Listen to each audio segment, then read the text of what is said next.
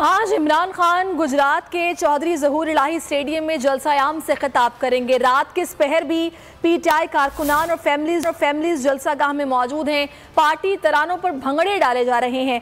मजीद हम बात करेंगे अपने नुमाइंदे नवाजिश अली से, जो कि इस वक्त जलसागाह में मौजूद हैं। नवाजिश, क्या माहौल देख रहे हैं आप?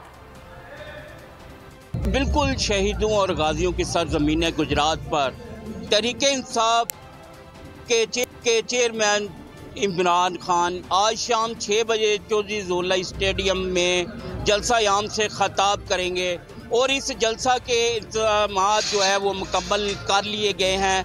और अभी कुछ देर पहले वज़ीर आला पंजाब चौधरी परवेज़ लाई, साबिक़ वफाकी वज़ीर चौधरी मोनस लाई, चौधरी हुसैन लाई, मूसा लाई भी उनके हमरा थे, जिन्होंने जलसा के तमाम इंतजामात का जायजा लिया।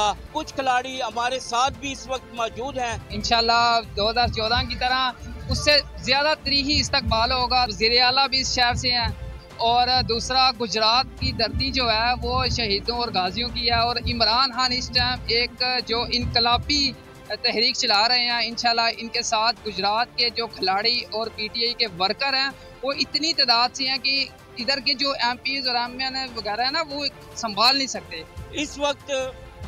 जो मंजर आपको बहुत शुक्रिया नवाजिश अली। गुजरात में तहरीक-ए-इंसाफ आज मैदान